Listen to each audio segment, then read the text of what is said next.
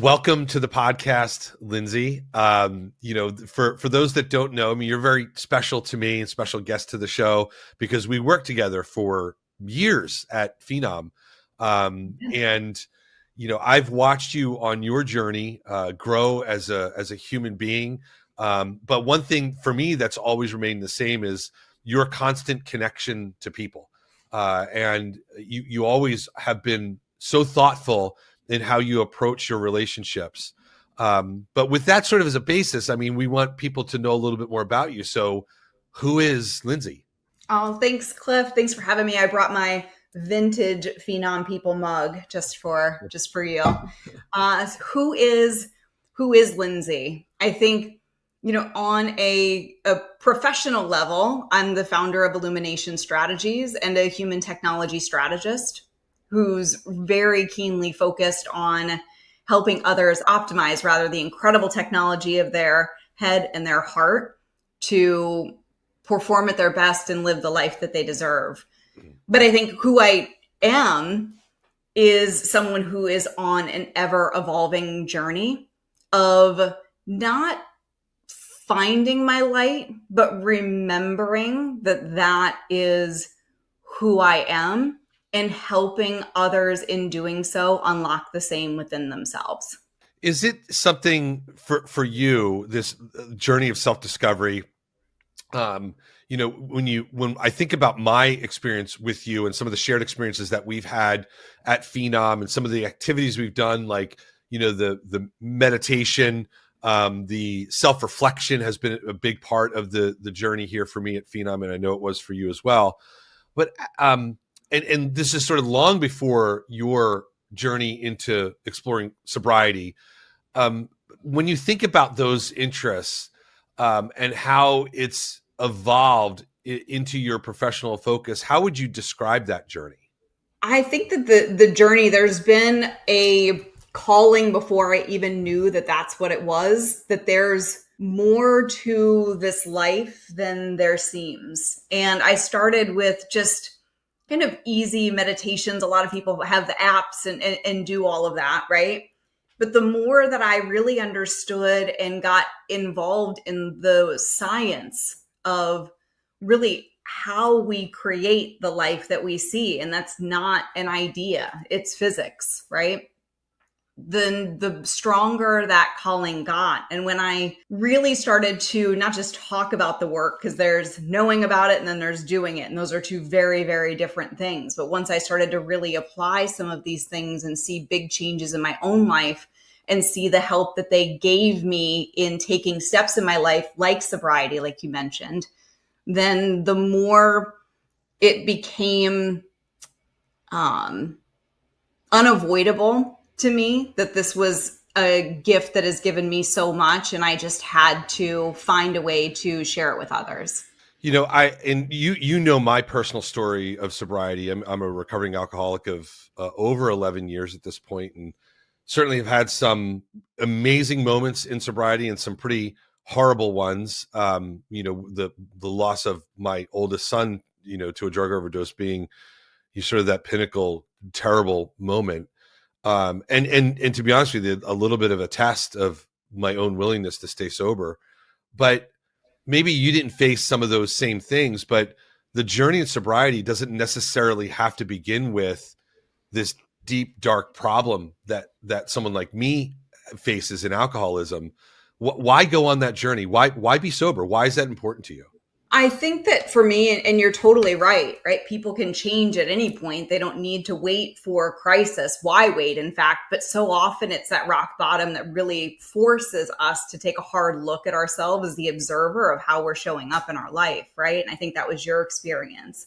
And for me, I had some pretty eye-opening experiences with alcohol myself. And I shared this recently, that I woke up one morning after a pretty hazy night before and found on my phone video footage of me videoing myself asking me to stop drinking, right? And that's pretty eye-opening. Now, what I also shared was that wasn't the last time that I drank, right? And so a lot of times it's these these lessons that we've just got to learn a few times before we're ready to make a different choice, rather than just knowing that there's better for us and still not being able to make that choice to show up differently in our lives. I always describe that as, your ability to experience opportunity. And that's the thing that sobriety, I think, gives everyone. And whether you are like me and have suffered alcoholism, or, you're just self-exploring and saying, I just don't want to do this anymore. Like, I want to be the best part of me. And part of that is, what a lot of people don't realize, is alcohol has a way of helping you dismiss opportunity. That's such a weird way of saying it, but Yeah. but when you are sober, your eyes are open to things that you just can't see when you're not. Correct. And the way I describe it is, nothing changes. Like, when you drink, nothing changes. Life doesn't change. I mean, it might get better or worse, but essentially there aren't these wonderful moments of opportunity for you to connect and explore and grow and evolve as a human being. Basically, you stop evolving. Yep. Um, would you describe it that way, as like having a greater sense of opportunity? And that doesn't mean that things get instantly better, right? It's not about that, but it is about putting yourself in the best possible position so that you can take advantage of those moments. I think that's one way to describe it. That's actually interesting, Cliff. I think for me, and I've been alcohol free for about a year and a half now, right? And there are so many things that I have done and steps that I have taken that I know I would have been too afraid to take before. And so for me, what I think, and this is kind of the whole crux of just change and really showing up differently in your life, is you've got to get past that discomfort of stepping into that unknown territory. And when you remove alcohol from social situations, from stressed out moments, from all of these places where we insert it really to avoid the discomfort that we're feeling, then you're stuck sitting in that discomfort. And then when you become more comfortable in that uncomfortable, you can start to think, maybe I can do this anyway. Maybe I can feel afraid or uncomfortable and still make those choices. And so I do think it's opportunity, but it's the opportunity, but then also the scaries, the discomfort, the all of that you have to not just sit with, but integrate with, become friendly with, become familiar with, in order to then step into those opportunities that, you're totally right, you might not see. Yeah, you've described, transformation as upgrading your personal operating system. Like, what would be the first system check that someone should run on themselves, if that's the analogy? Ooh, that's a great question. So in the work that I teach, there's a foundational framework, and this is part of the uncomfortable truth, is that you create the life that you see, period. Like, your personality, which is made up of how you think, how you act, and how you feel, shapes your personal reality.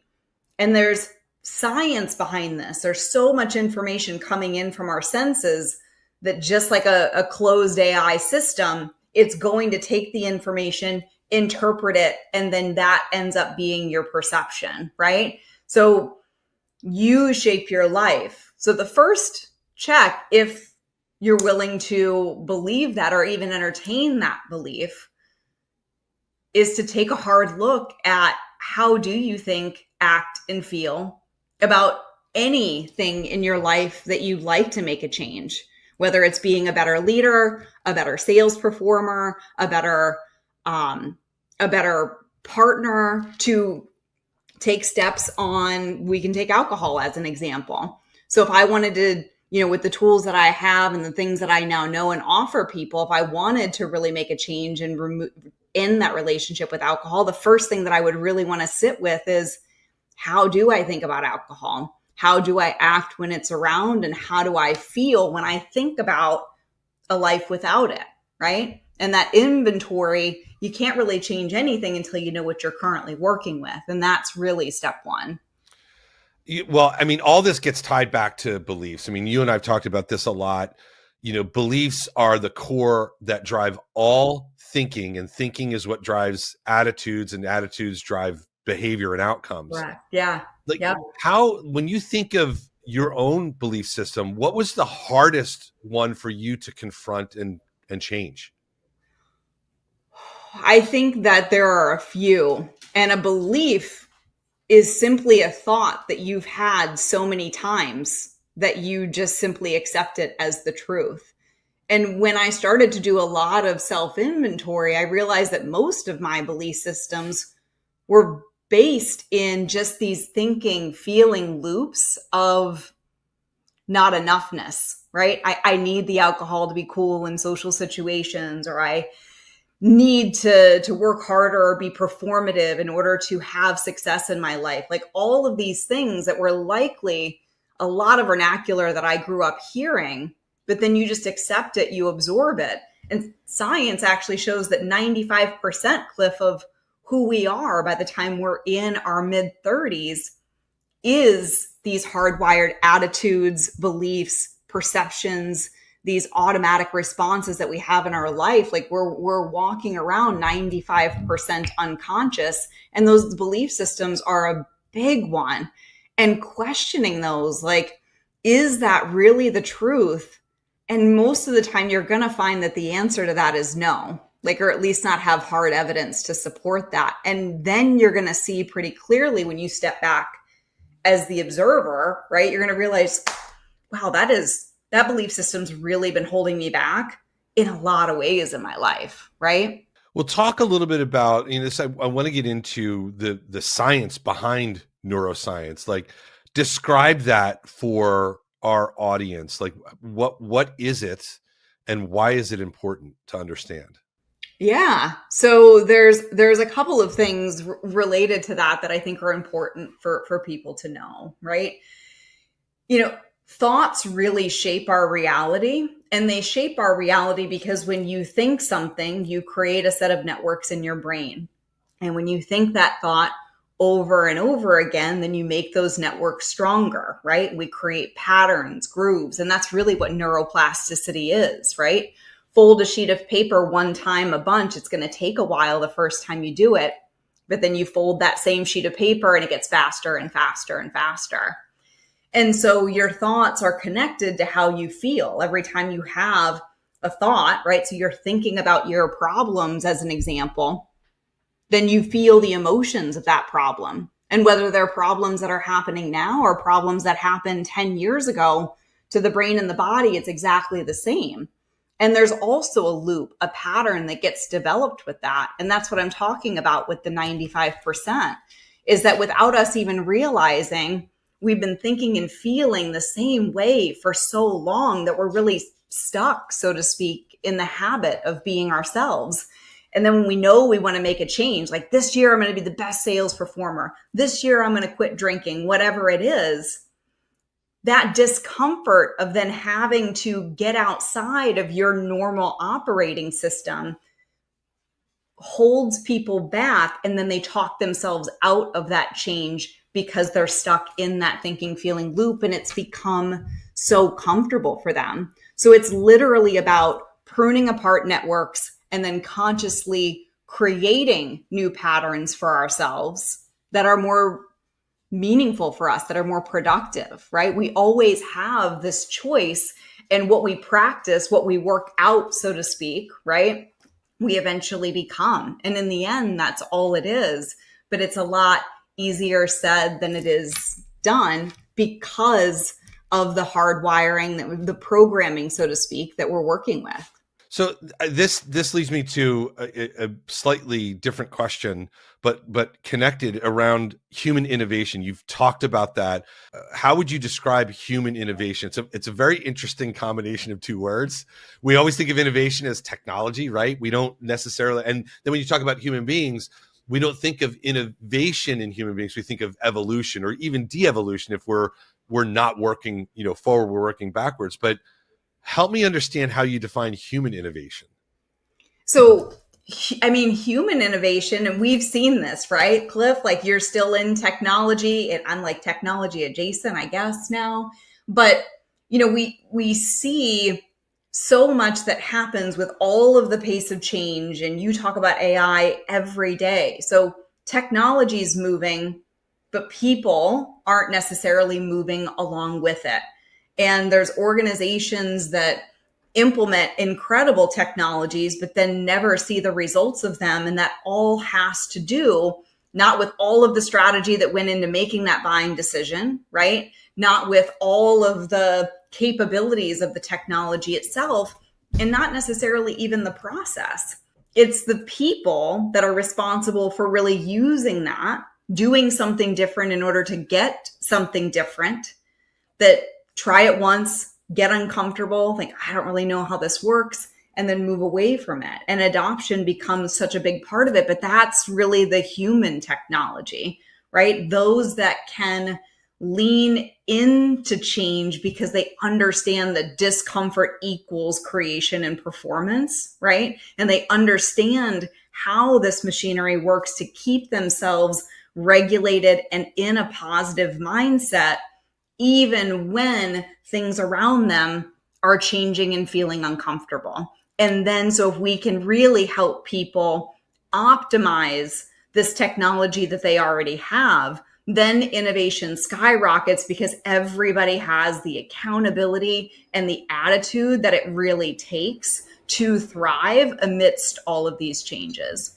Yeah, and I like the inference there in labeling it human innovation, very much like technological innovation, which I've been sitting in for years, and you rode that journey for a very long time as well, because there is a sense of expectation that you're going to fail at some point. But there's a very big difference between I'm working towards my own human innovation, very much like a technological innovation, where at some point you're going to fail. But we call it failing forward, meaning you're always making progress and working towards, perfecting that innovation or getting it to a state where it's stable and usable and reliable.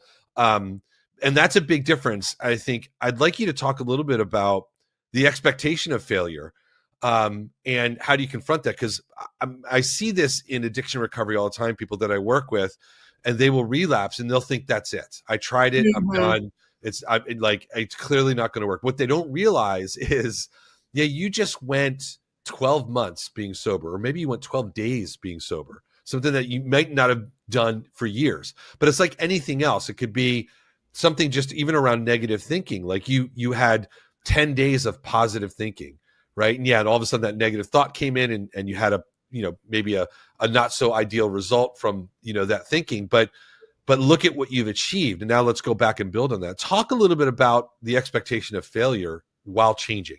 I think that failure is just like, or the fear of failure is just like any other type of stress, right? And stress and survival are the same thing. And when you have that really, really tight grip and you're operating from a state of stress, then you're the hardest on yourself, but you're also looking for the worst possible outcome, right? Like the vigilance and constantly focusing on the problems, because primitively, right, when we're in that fight or flight response, and when we're thinking about problems, and when we're in the middle of problems, to the brain and body, it's exactly the same, right? And so if you're constantly thinking about failing, and your perception of failure is that I'm not good enough or I'm failing, right? Then you're going to keep that stress response just moving and moving and moving. And one, you're going to be more likely even to fail. That's first, because you're not able to see impossibility, because everything is so narrowed when you're stressed out. People spend about 70% of their life in stress, unfortunately, today. But if you can just take a minute, and that's where kind of the heart and head technologies come in, right? Like just take a breath, get yourself regulated, give yourself some tools to stay regulated throughout this, then you're going to set yourself up for success, and you're going to be more likely to have a different perspective on what failure might be in the first place. And if you can change the way you feel about failure, you're going to change the way that you act in order to avoid that failure. Talk to me a little bit about, it's a phrase that you use, and it's something in the neurosciences, the heart math coherence. Like, what exactly is that? So there's some pretty unbelievable science, Cliff, around the information that the heart sends out. I think for so long, and we're just like a culture that is so focused in thought, but feelings, which are coming from the body, right, including the heart, are sending far more information to the brain than the other way around.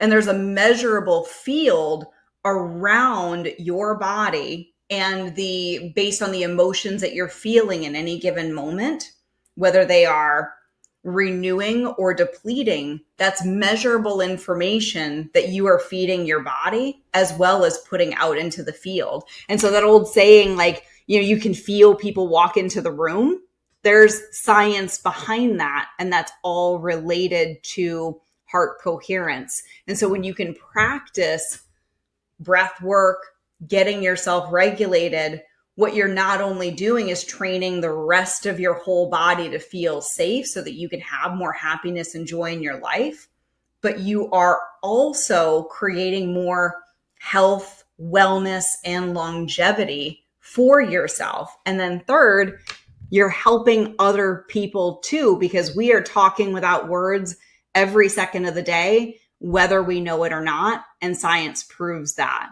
And so focusing on that, what you focus on expands, right? But there's so many benefits to this beyond just feeling good in the moment. And that's what the heart science of heart math and heart coherence is all about. Well, let's talk about practical application just a little bit. I'm going to go back to something you said earlier around the 95%. So and the context of that is 95% of our behavior is driven by unconscious programming, right? So when you're talking to teams and team leaders, how do they influence realistically their teams to understand that and start to apply some of these principles to help them change? Oh, I mean, absolutely. And Cliff, I think you and I have talked about this so often, right? Like, you have to be the example first. And if leaders are operating from a state of stress, survival, blaming, control, manipulation, if that's happening from the top, then of course that's going to become part of the culture. And so I think it's more critical for leaders than anybody to know these tools, to really spend some time and take accountability for optimizing their own human technology, because then they're going to be able to see more possibilities for their entire team. They're going to be able to show up better, and they'll be able to lead by example. I mean, just imagine if there's measurable data in the field when people walk into a room. If board meetings started with a little bit of breath work and mutual accountability and then creating a collective goal for what we want out of this meeting, can you imagine how a lot of those meetings would be different? And we've experienced that when you and I worked together at Phenom. We meditated quite a bit. And there were plenty of times where we would do that before a meeting, and you attend I Am Phenom. For those out there that have been to our yearly conference, we start the conference. It kicks off with 20 minutes of meditation. And people sometimes think it's a gimmick, but like, when you really start to practice meditation and you really start to just calm your mind, it's pretty amazing what happens in that room. It's ironic, and tell me about your experience, but every time I'm at I Am Phenom, and we've been doing 8 years now, 7 years, whatever it is, it's been a while. And we kick the conference off that way. The energy in the room, I don't know, it certainly rises almost to the point of like euphoria. But there's also a great sense of connection and purpose that's shared amongst This past year, it was what, 4,000 people, Yeah. sitting in the auditorium. And that's a pretty amazing thing. Yeah. What would you like, as you describe that experience? I want you to kind of apply it to when you're talking to leaders about transformation, and you're using some of these examples, these sort of lived experiences that you have. What would you wish they understood before going into some kind of transformation program or initiative? I think that the biggest thing that I've learned for myself is that when I had first got a hold of this information and I really understood the science behind what it is you're saying, right? When we kick off I Am Phenom with even just 3 minutes of meditation, there is a measurable impact. And if we had the heart math devices in the room, you could measure it. There's technology that supports it, right? And so I think that, but I think so often people learn anything, and the first thing that we naturally want to do is teach it to others, i.e., tell other people how to do it. But when it comes to transformation, because most of us, I would say almost all of us, are walking around 70% of our waking day living in a state of stress and survival, and you cannot change and innovate when you're stressed, because that is the same as, it's that fight or flight response, right? And leaders, I think, have so much going on in their worlds that they have to enter into this work understanding that it's the proverbial put your own oxygen mask on first. You've really got to apply the work in your own life and then just watch what naturally happens and how you influence others just by holding accountability to yourself to show up differently. It's interesting you use that analogy. I've talked about this quite a bit, and I've heard it on social media, with mostly, people that seem to be a little bit self-absorbed. In that, like, they're the star of their own story, kind of an attitude. Sure. But the analogy never gets finished, right? Like, oh, I'm going through life, and if you're, in a stressful situation, always put your mask on first. So it all becomes about you, but that's not actually what happens. And I want you to comment on what I'm about to say, because I think it leads into why you want leaders to really understand this and participate first, walk the walk, because the rest of that saying is, yes, put your mask on first so you can help others afterwards. You can't help someone else if you can't breathe, right? So, but we can't forget the second half of that statement. Like, there's a purpose behind it. There's a call to service that happens, in that analogy. And I think too many people forget that. Like, how do you view that statement? I love that. And scientifically, when we're in a state of stress and survival and we either don't realize how stressed out we are or we're unwilling to do the work to get past it, then all of those hormones of stress cause us to be selfish, self-indulgent, manipulating. It's all about you, because in survival, you got to focus on surviving, right? And so those tools to really help you realize that you're in a state of stress so much of the time, and then give you the ability to shift back into center when you go off course, then you tune into all of these possibilities. And then, Cliff, what naturally happens when you reach that point is then you think about ways that you can give back. Like, you have these points of inspiration or ideas, and usually you feel so good when you're done being stressed all the time and you've got tools to help you get back to center, that you think of ways to give this feeling away. It's just what happens naturally when you kind of get out of survival and you spend more time in creation, and you have tools that most of us aren't taught growing up to do so. Yeah, and there's a saying I live by, and you've heard me say this so many times, and it's appropriate here. You keep what you have by giving it away. And that can both be a positive and could potentially be a negative. So, keeping what you have by giving it away, if you are a negative person, if you're always giving negative, right, you're going to get that back in return. Mhm. But if you're giving positive, and I like to think, living a life of, I've learned this, by the way, at 50, nearly 55 years old, I'm starting to connect with what's really important. And living a life of gratitude and generosity is, regardless of how much money you got in the bank, how many material things you have, how many friends you have, none of that's really relevant.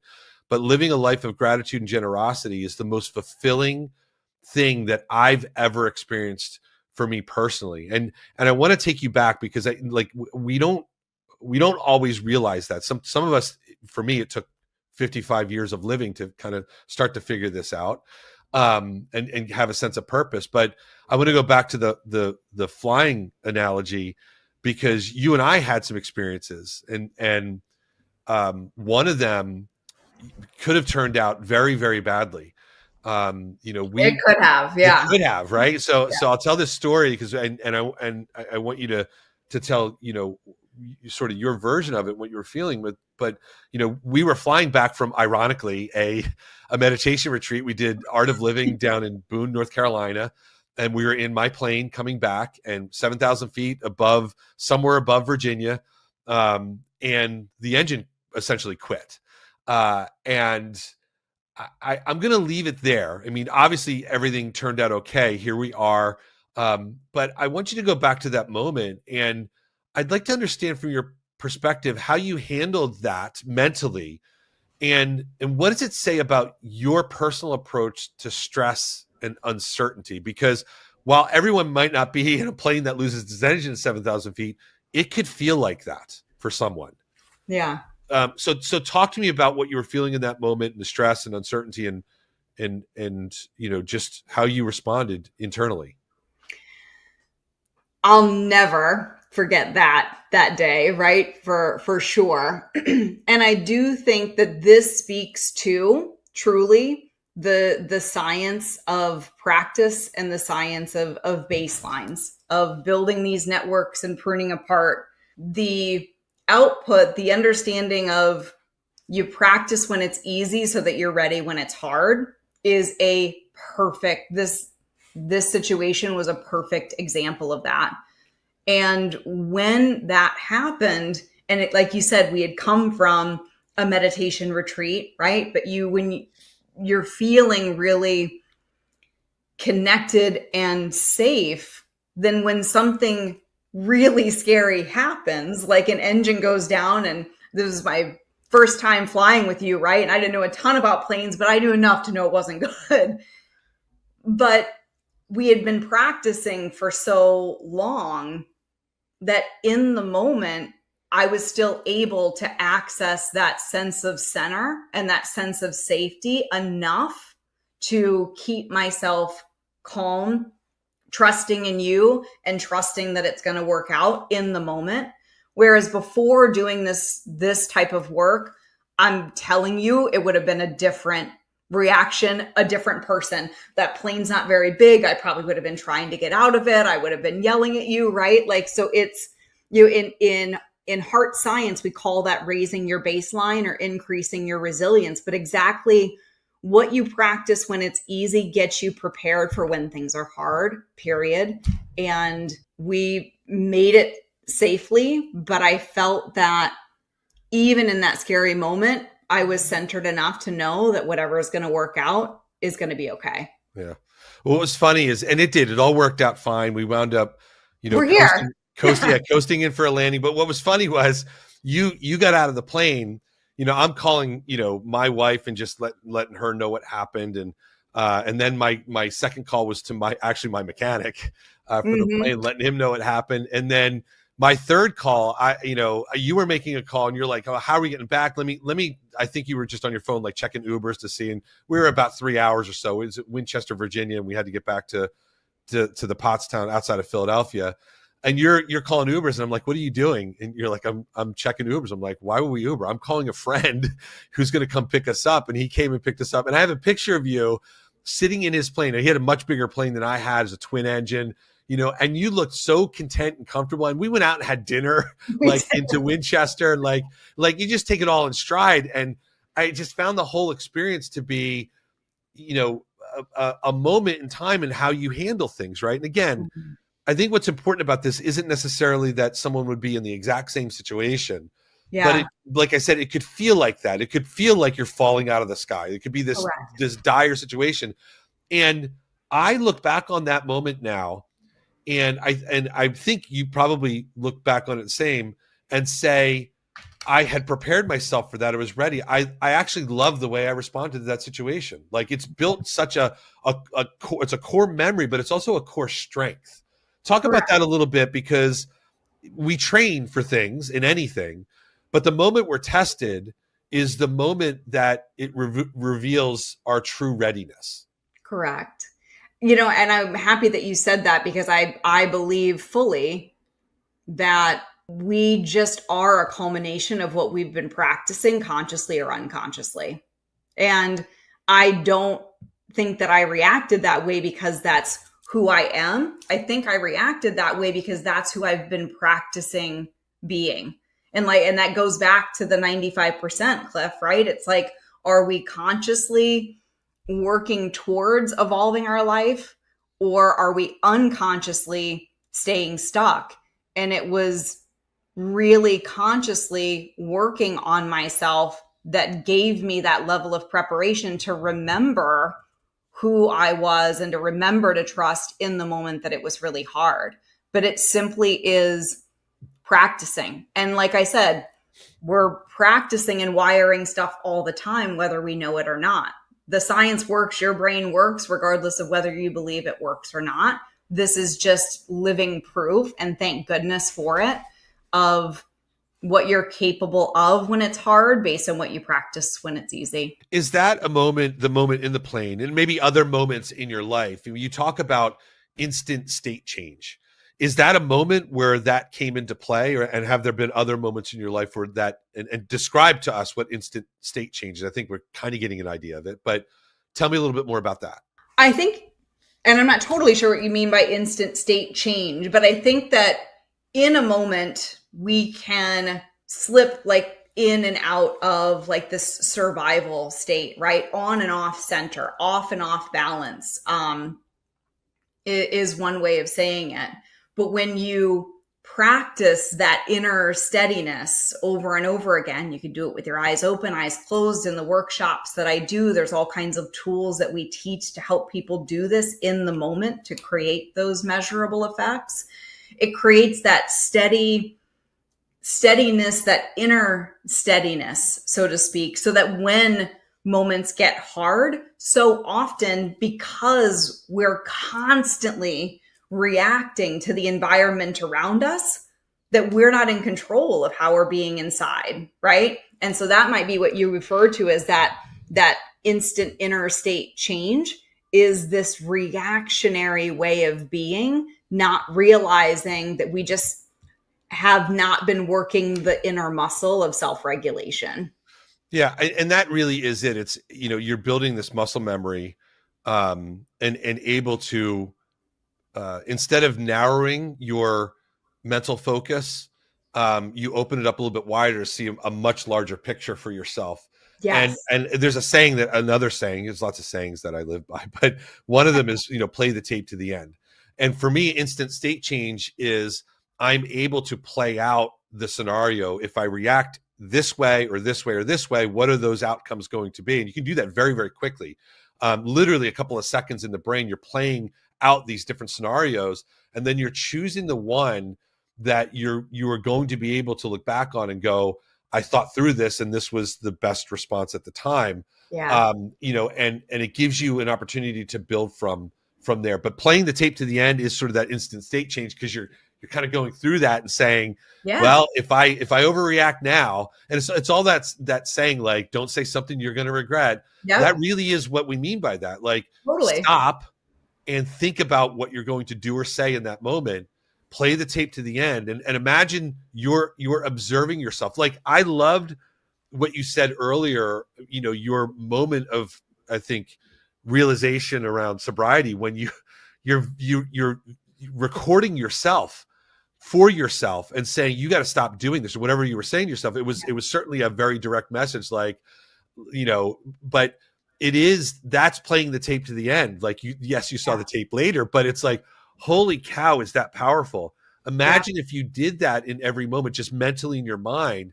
If you were recording yourself in that moment and playing it back, would you be like, ooh, that doesn't feel right? You'd be like, I'm kind of proud of myself. Like I'm learning. I can see myself evolving and growing.